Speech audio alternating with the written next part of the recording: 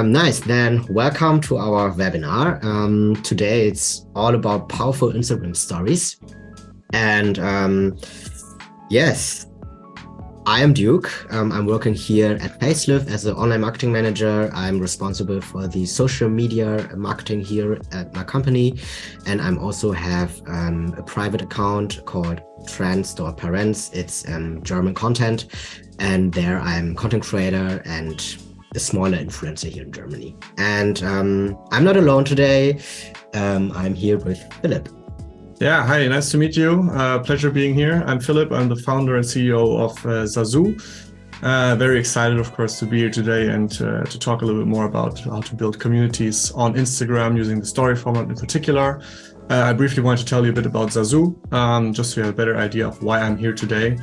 Zazu is essentially an easy-to-use editing platform for the story format that you can use on Instagram, but also for stories outside of the social media realm, for example, on your own website or your own mobile app.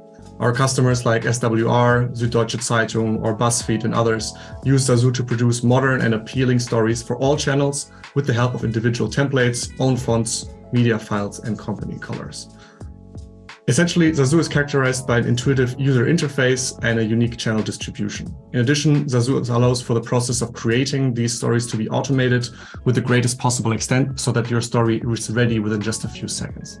If you have any questions about Zazu later on, I'll be happy to tell you more about it. But for now, let's dive into the story format and how to build it, how to build communities on Instagram. Yes, on maybe a short information or small information about Facelift and Quintly. Quintly is a part of Facelift since last year, and we are sitting here together because I think we are a perfect mix for social media marketing. So Quintly is, for example, really perfectly to collecting and analyzing relevant data for preparation of campaigns. And then you have Zazu for creating those stories and post templates. And then you have Facelift for content planning, publishing, and community management. And also Quintly and Facelift is really, really good for analysis and reporting during and after your social media campaigns. So this is why we are sitting here together, because we are great for a great mix for your social media marketing. So, and today we want to talk about Instagram stories. So this is our agenda. What are Instagram stories? Why are they important for businesses, for you? What can you do with Instagram stories? What do ideal stories actually look like? And how can you use stories to empower your community? And then we have some best practices also from B2B and B2C companies. And then we have a short summary of our learnings. And then at the end, we have a Q&A where we will answer your questions. So again, feel free to write down your questions at the Q&A function here at Zoom. We will get to them at the end of this. Before we start, I have a question to wake you up a little bit. So do you enjoy looking at Instagram stories from companies or brands you follow? I will now present you a short poll. I will start it now. There are 3 answers. Yes, definitely. I inform myself about it. No, I'm only interested in stories from private accounts, or I only look at them randomly. So for me, it's actually, I'm looking at them actually randomly. What about you? Definitely the same. I mean, they do appear usually in the feed, right, between the stories of your friends and people you follow. So it's mostly random, but I do select very much which companies I want to follow and which ones I don't want to follow based on their content. Yeah. And 53% said, yes, definitely, I inform myself about it. 7% said, no, I'm only interested in stories from private accounts.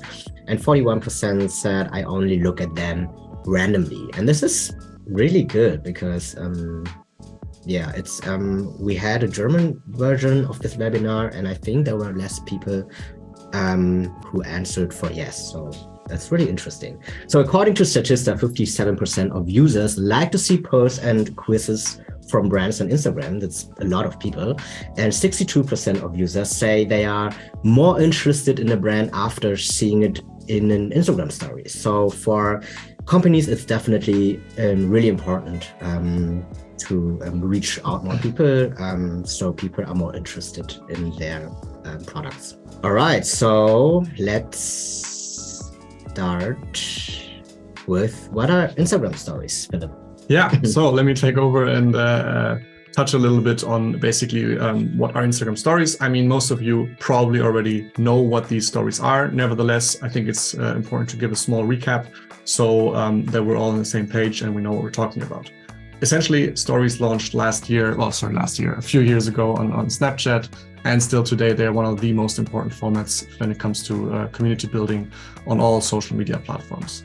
Nowadays, they are very prominent on especially Instagram and very indispensable in general in the social media sector. And what makes them so attractive is that they take up the full 9:16 ratio. So they actually use the entire mobile screen format and give full focus to the content that they actually display. It was actually the first format that was specifically developed for the mobile device. And in general, some of the characteristics that are unique about these stories is that they're very short-lived, right? So they disappear after 24 hours, which creates a certain shortage or a fear of missing out. If you don't really look at the story, it's gone after 24 hours. So it's very suitable for current topics. Second one is that the stories are very interactive. That means there are many elements that we'll go into in a second regarding polls, quizzes, and interactive components that help you engage with your community, with the people that actually consume your story, as well as obviously chat functions that let your community respond to the content that you're creating. In general, I think it's safe to say that stories are more targeted towards a younger target group, although older target groups are also starting to use the format more and more, which is very interesting to see because it just shows that this format is very widely spread. And last but not least, it's usually very authentic professional. And what I mean by that, it's the content is usually a mix of authentic and professional appearance by the brands. So it's not only one and not only the other. And so in general, it's very approachable content that is still perceived as being branded. Now, one of the key questions here is, of course, why are they so important for brands, right? And first of all, I think it's important to say that stories don't work alone. They are part of a bigger picture and probably arguably the most important part and most important addition to a classic social media presence. In contrast to classic posts, stories are extremely strong in community building because they create unique intimacy with the community through the direct interaction via chat or the reaction via emojis that was briefly mentioned before, and that cannot be found in any other format like this. And again, interactivity plays really a key role here.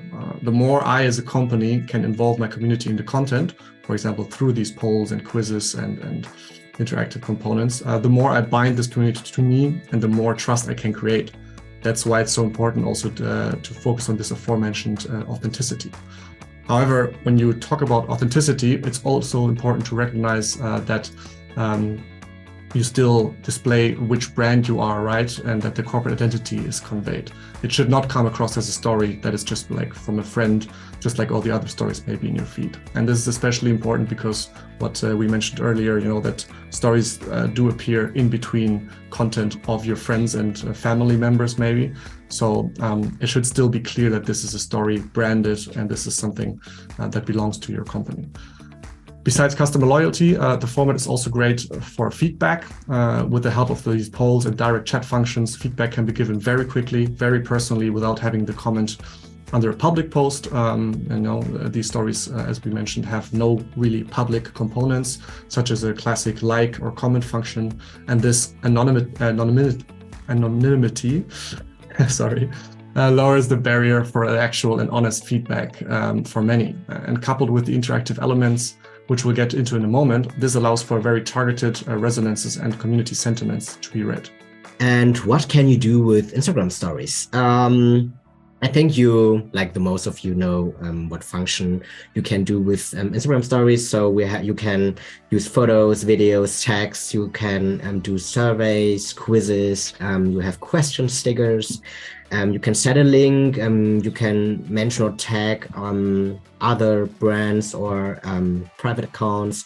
You can set a location or tag a location. You can insert music. You have a mood bar. You can display the current time when you are posting your story. You can have a countdown, and you can also integrate GIFs and stickers. So it's really, really about interaction, I would say. Yeah. And I think interaction, again, as you can probably already tell, is one of the key elements when it comes to stories. And the big word that is always getting thrown into the room here is the word gamification, right? The more you get your users to actually interact with the content, the more you gamify it, the stronger the bond is that you can actually build to your community. And so in the following slides, what we wanted to look at here is a bit at some examples of how Instagram stories or interactive and very popular Instagram stories can and should look like. Just to give you an idea of the range of possibilities that you can actually build with them. But before we do that, and before we dive into them, there are some basic rules of thumb that should be remembered in general when you create these Instagram stories. Number one is you should always take advantage of the format, right? So that means you should be able to use the interactive elements, play around with stickers, play around with the comment function, the emojis to react with. And number two is that this is a visual first format, right? So it's very, first of all, it's screen filling. And second of all, it's very visually driven. That means it really thrives on images and videos and content that fills the screen, that draws attention to the user.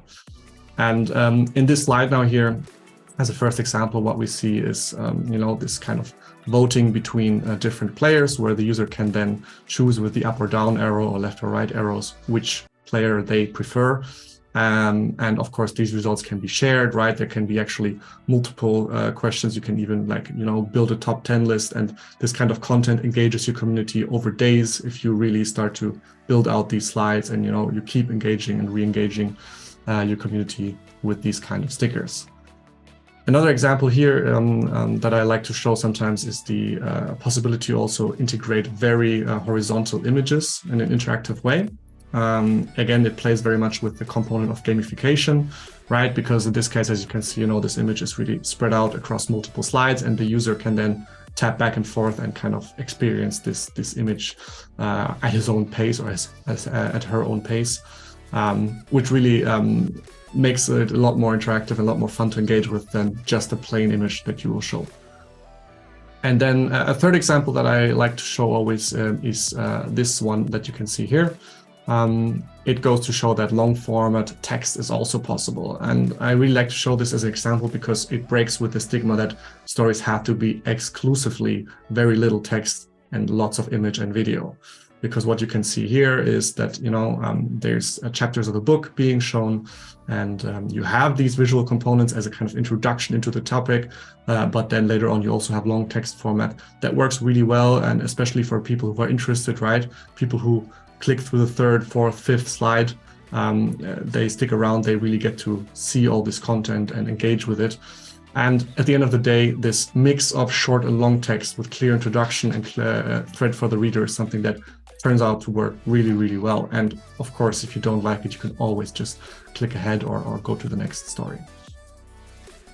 Yes, and now we know what are Instagram stories, what you can do with Instagram stories, and what they ideally look like. And now it's how can you use it to strengthen your community?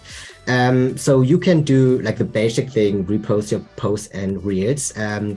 I really do this every time when I'm posting something, because when you post something on your feed, whether it's a real video or just a basic photo or a text graphic post, then just a few people of your community are seeing it, and maybe some other people who don't follow you will find you through the hashtags.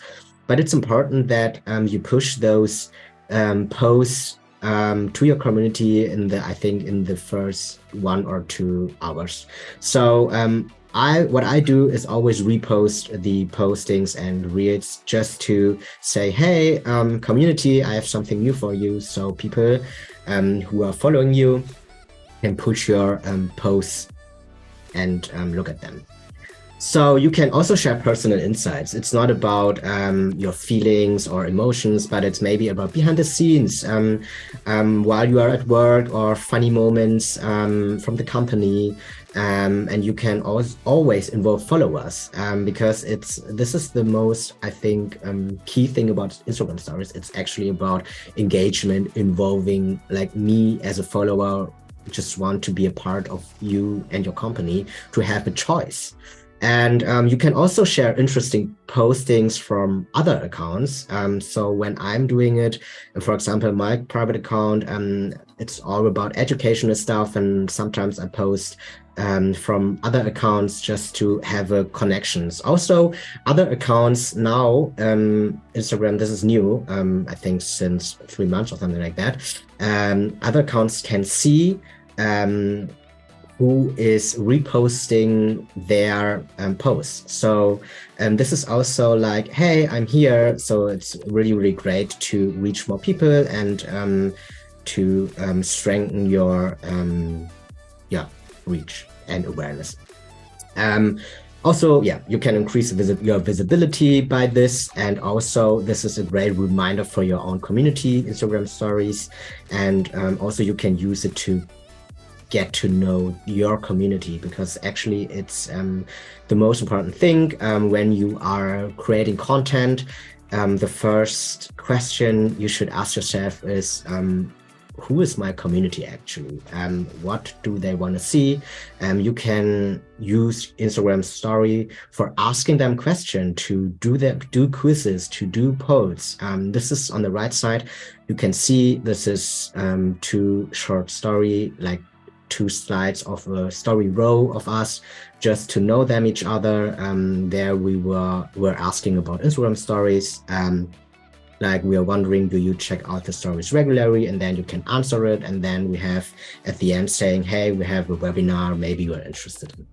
So also, when we are talking about Instagram stories, story highlights, this is for me, because stories are only available for 24 hours. Really, really good for educational or informative stories, or all kind of stories. You want to show them again and again to your community, and maybe you can pin them in your profile. You can see here in a screenshot from HelloFresh and IKEA, they pinned some really interesting stories to their story highlights. You can have different categories. It's really quickly accessible for your follower, so they don't need to search or scroll through your feed, because nobody actually do that. It's ideal for informative or educational stories. Coming to the best practices, we are talking here B2C. For me, it's HelloFresh. It was really, really cool when I discovered HelloFresh. I think the most of you know is HelloFresh are selling boxes with food and dishes, or food for dishes, and you can cook them at home. And they're doing like a fun true or false quiz story time. So they are asking, for example, in the 3rd slide, strawberries aren't actually berries, but bananas are. And so you can just, like Philip said, it's a gamification. It's really, really fun to participate in this. And you're like, no, I think bananas are not berries. And so they're also doing it with tomatoes. Tomatoes are the most popular fruit on earth. And at the end, they have a slide where they are actually saying whether banana or tomatoes are this and this. So this is really fun to have these things. And interaction means Instagram, like when people are interacting with your stories, Instagram knows that people are actually enjoying your stories. So more and more people will get your stories, because I always get the question, yeah, but when I post a story, just a few of them of my followers are seeing it. Yes, because maybe you don't use those interaction polls or quizzes or the emoji stickers. You need to use them just because people can click on it and Instagram sees, oh, okay, this is interesting as well. So I find this is a good example for like a fun quiz story. And the second best practice from IKEA is those IKEA has many collections or special collections, and they're always announcing them through social media because people are crazy. So people are like, there are people that wait a day because when the collection is out, so they have those here you can see it in the third screenshot. They have those countdown. They use countdowns and say, hey, in 1 day, in 24 hours, the new collection is launching, so people know it, and people can save those countdowns so they get a notification when it's ready. And this is something they always do for their new collection. You can also do it for your products or for your product updates, whatever. And they also have a story highlight that calls BTS. Yes, it's behind the scenes, and it's actually about at IKEA they are going to their experts or to their employees and asking them questions. Here on the right side you can see they're talking about sustainability, what does it mean for them as a company, and give their followers some insights about the company and about their company values and something like that. So I really like the look. It's really clean, it's really clear, and I really enjoyed that. So many people are asking, yeah, B2C, it's really easy because B2C is always easy. And what about B2B? So I have one example from HubSpot. I really love their social media setting, and their HubSpot, like I think many of you know HubSpot or use HubSpot, and they have a lot of blog articles. So when you have really lot blog articles and you don't know how to present them on social media or on Instagram stories, this is how you can do it. So they basically split their blog article into small pieces, present them, did a little trailer, I would say, in 2 slides. In the first slide you have the title, and then you have a little bit more information, and then in a third you get a link to the article. So it's like a small teaser where people can decide whether it's interesting or not for them. And the next thing, this is really cool. I just saw it 2 days ago, where I looked up for interesting Instagram stories. It's from IBM. And IBM, they also have a podcast, I think. On the second screenshot, you can see how they promote their podcast. So it's always the title and some information about that. And you can hear like a short part of the podcast. And then there's a link to the podcast episode. But the interesting thing is the third slide, and they said, let's create something that changes everything. And this is something I really like, because they are trying to involve the community, trying to say, hey, you can do something for all of us, or you can do something great. And this is actually teasing, because people always want to do something, be part of something. So they uploaded this slide in the middle. Let's create that. And then they say, like in the first screenshot, you can see, screenshot that and post it and tag us, and we can repost it and put it in our story highlights. Let's do something that changes everything. So people are starting screenshotting this slide and putting their own wordings in it. So for example, this one person, let's create security that trusts nothing. And there are many people who were doing this, and this is really a fun thing. It's it's I recommend this for companies who knows that there are a few people who are doing it.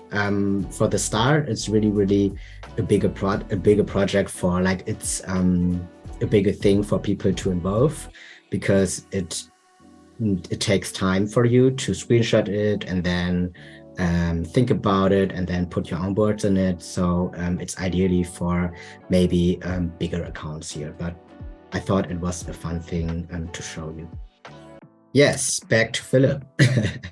Yes, wonderful. Let's move on to some general tips and tricks that we've encountered and we wanted to share with you.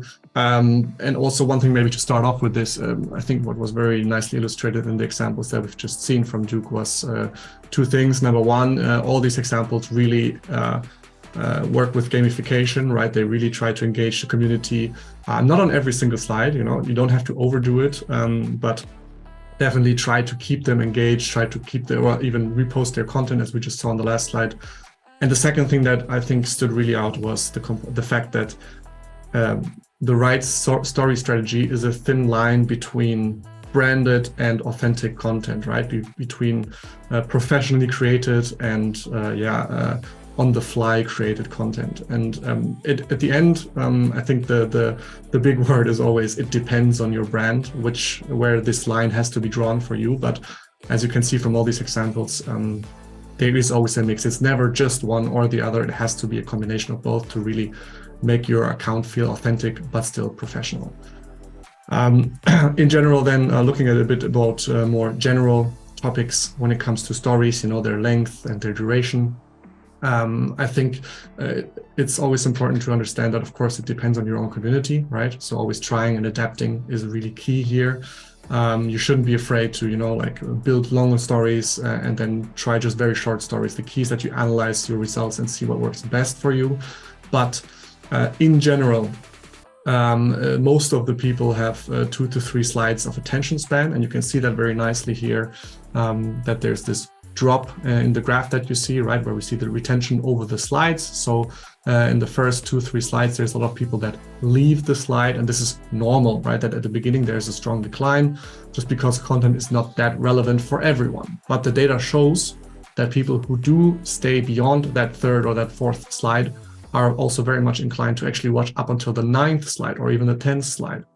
And these are the people that are open for more content, right? That are actually interested in your community. And this flattening between the slide 4 and 9, that's really your community. These are the people that are interested in your brand, and that's who you need to invest in, because it's very important to look at your own story analytics and see where this community zone is. But at the core, it's this community zone that you want to recognize and that you want to play in.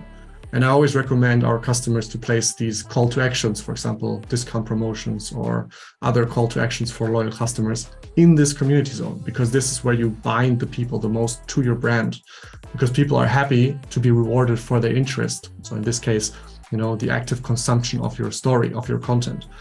And believe me, very few people actually get it right with putting these CTAs at the right place. What I see a lot is people putting these CTAs just at the very first slide or only at the very last slide. And I think the key here is really to identify where your community zone lies and then try to engage with them in this zone, because that's where you really build your community. And then for some more general tips, there's 3 topics that I wanted to quickly cover. Number 1 is the look and feel, right? It should be always adapted to the platform. You shouldn't just post the same story onto Instagram, Facebook, maybe your own website and your own app. It should be targeted to your group.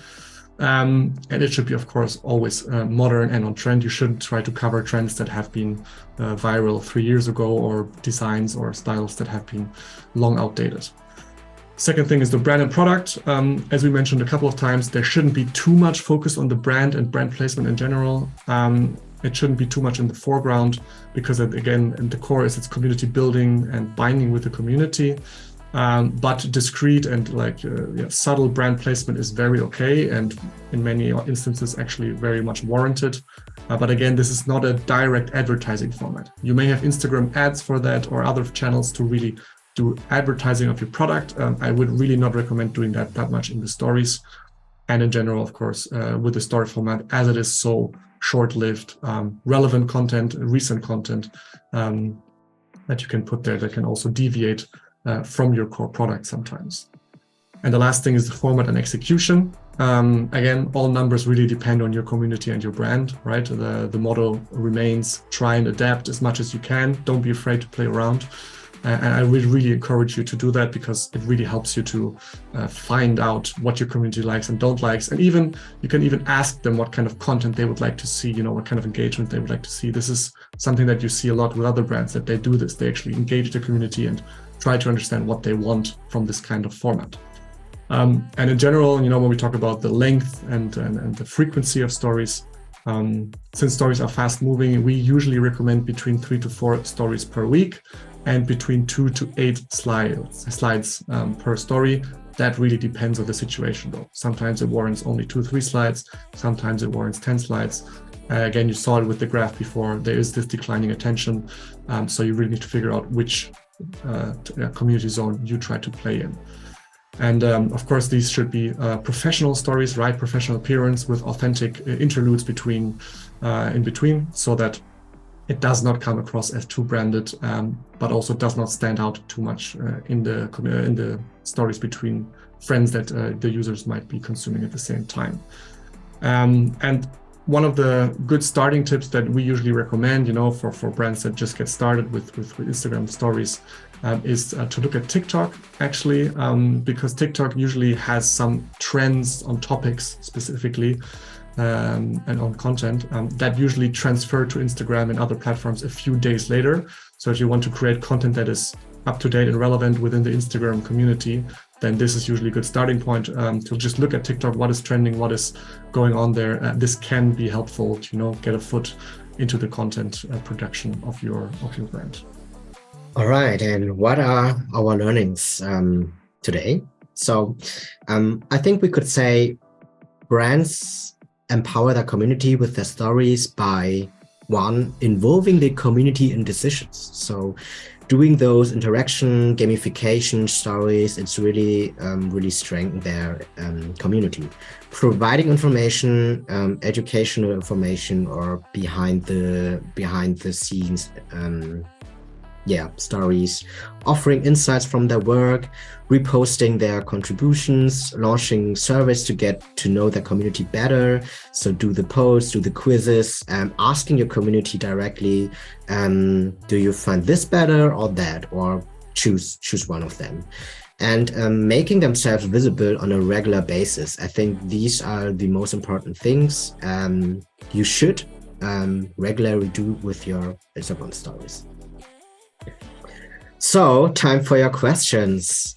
Please feel free to use the question Q&A function in Zoom. And I think we have one. Which one is more effective for a company, stories or reels? Do you want to answer it? Sure. I mean, this is a very common question, especially nowadays that reels are also Instagram very prominent. And I think what is key to understand here that these are two very different formats, and it really depends on the goals that you are trying to pursue, right? I mean, you can add to anything that I'm saying now, but in general, stories are much more to engage with your existing community, right? It's not so much about creating a larger community and grow your audience, but rather to try to make sure that your audience is more engaged with your content and increase brand loyalty. Whereas reels, just a bit like posts and other formats, are also very useful to grow your audience, right? Grow your reach and just get new people interested in your brand. So there's a very difference in goal that you might pursue.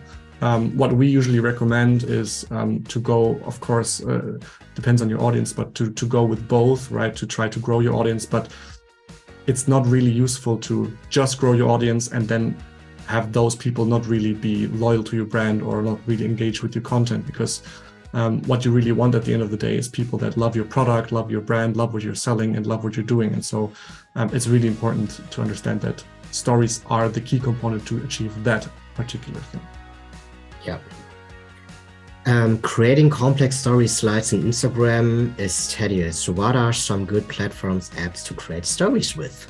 Oh, I have a fantastic answer for this question. So as mentioned before, the company that I founded called Zazu is doing exactly that.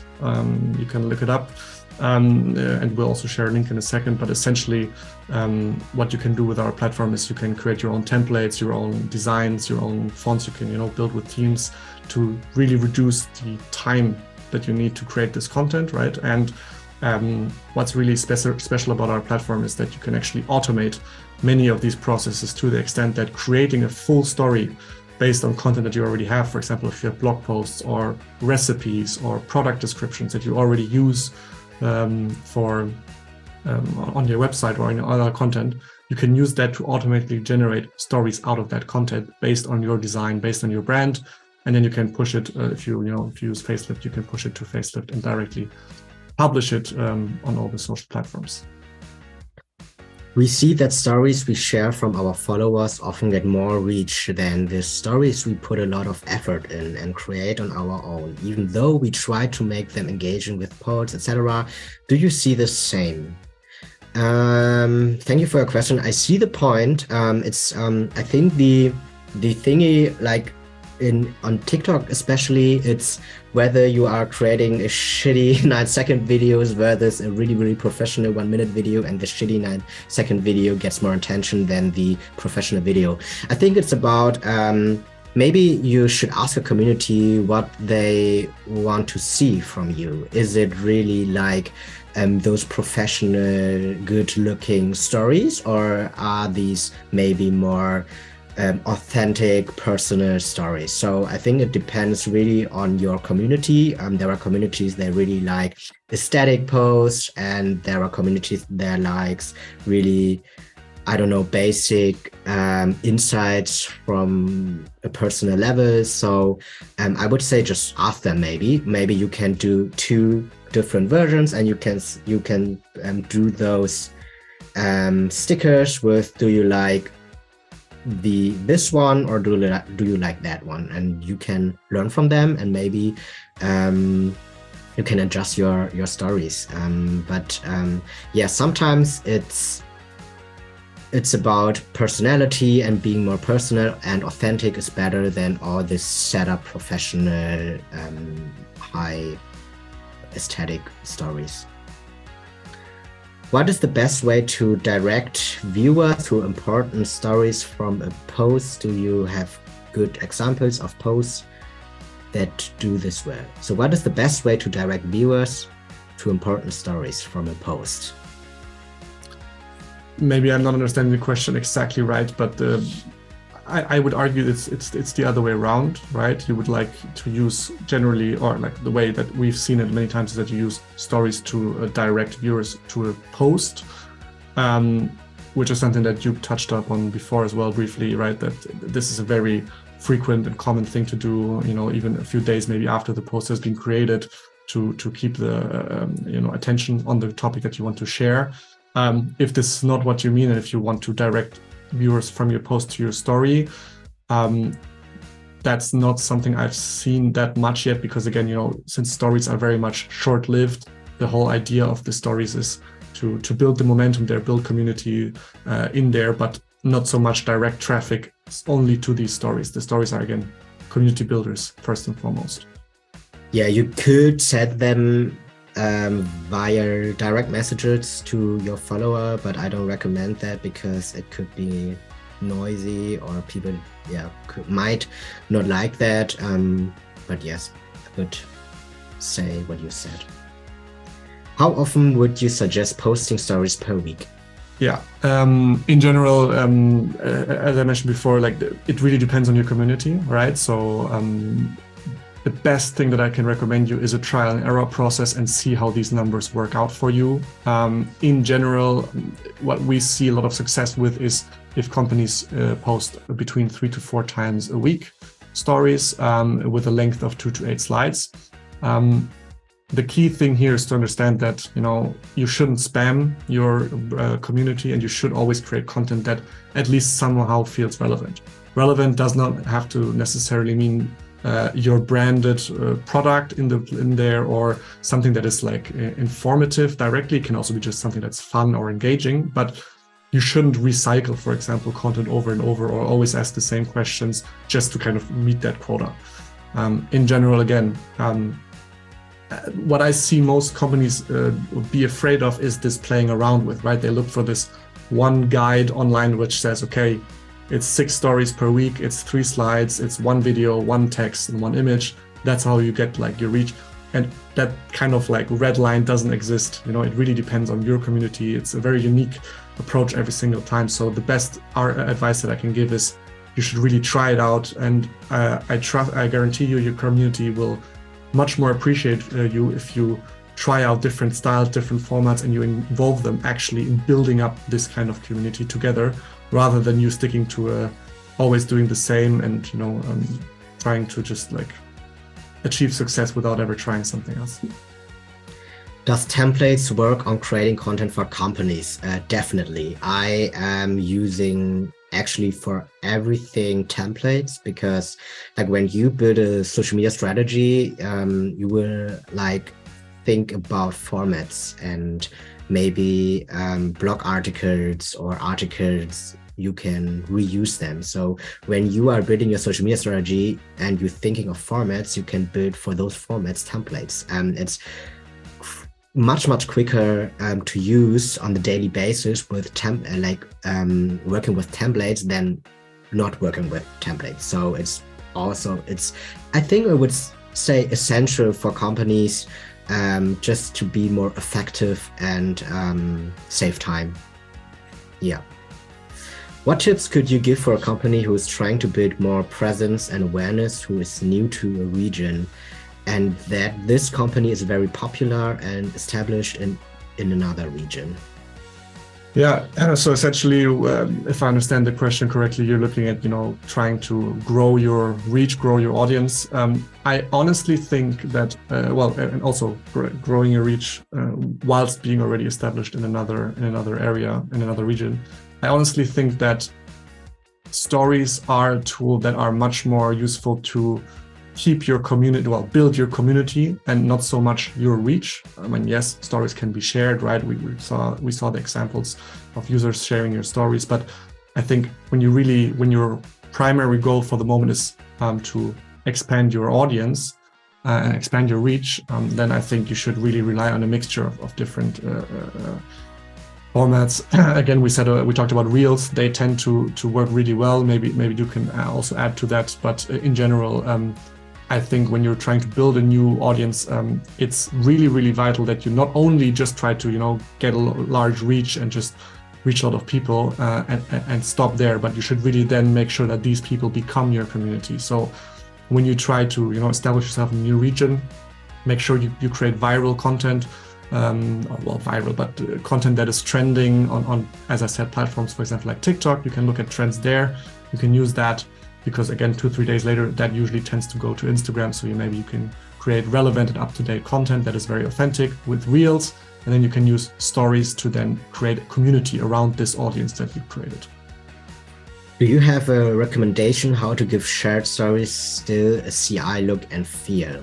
I always put a colorful, like a pink color, background color to all of my stories, whether it's reposts from other accounts or shared postings. So I like people know who are following me, it's a pink story and this must be you or something like that. You could also do always a sticker or always I don't know, a title or something like that, and maybe it's always the same template you are using, so people are knowing exactly, oh, okay, this is a story from this company or from this person. So it doesn't need to be always a fully professionally created background or something like that. Sometimes it's just okay to use those tools from Instagram stories thing, like the pen. You can, if you click for longer, I think 3 seconds on the background, then the background will fill up with this color, like the full background. So you don't need to, I don't know, pen it in that color. So, and maybe also just to add to what Duke just said, like the example that we've seen with IBM, I think does it really well. You can kind of introduce within the story format, you can introduce that the next few slides are more user-generated content, right, or reactions to your content. I think that works really well. And also what we see sometimes is that companies play around with the size of the story that they reshare. So, when you reshare, you can adjust the size of how big it should then appear within your story. Sometimes, companies then make this a bit smaller, actually move it to one side and use the rest of the area that they then have left for more CI as well. But again, I think you covered it. So maybe one last question in B2B, what can be considered a best practice engagement rate and average rate? So engagement rate is really, really, really, really low on Instagram, actually. People are really surprised when I'm talking about engagement rate, because the bigger the count is, the less or the more less or smaller the engagement rate actually it is. And when you have 100,000 follower and maybe just 1% or 2% or 3% will see your stories, and then of them maybe just 1% or 2% will engage with it.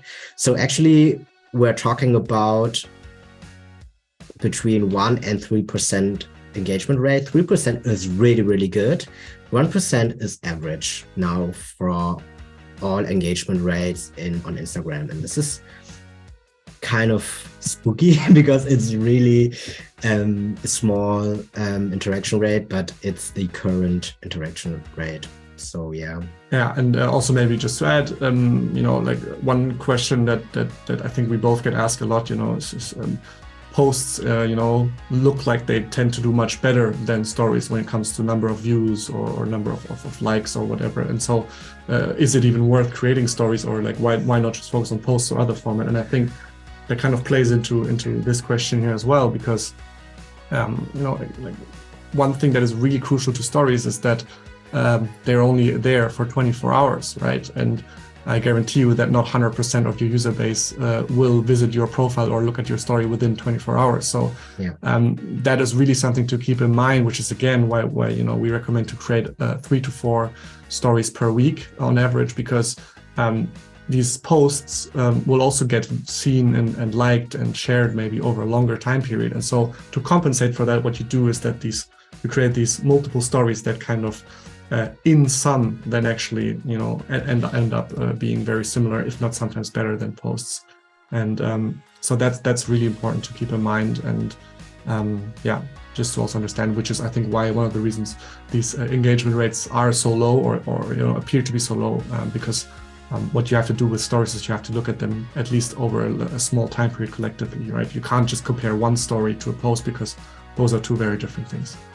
Yeah, and sometimes I talk about a topic within the stories a few times within a month because people there are always people that didn't read it didn't read it the last time, because I can't reach it I can't reach all within 24 hours, as you said.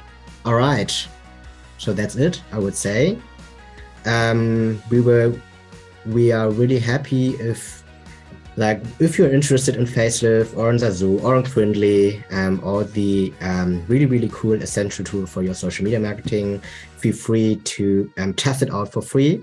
And you can also connect us, Philip Nette and Duke Duong, at LinkedIn. We will also, if you have really, really urgent questions or questions that no one can answer, feel free to ask them on LinkedIn, or follow us on Facelift, on Instagram with Facelift and Zazu, and we will get back to you when you have questions there. So, yeah, thanks a lot. I hope this was helpful, informative, and you learned something new or saw something that you didn't know already. And yeah, I think the rest you said already, Duke. It's been a lot of fun. Thanks for coming. And if you have any questions, don't hesitate to contact us. Bye. Bye-bye.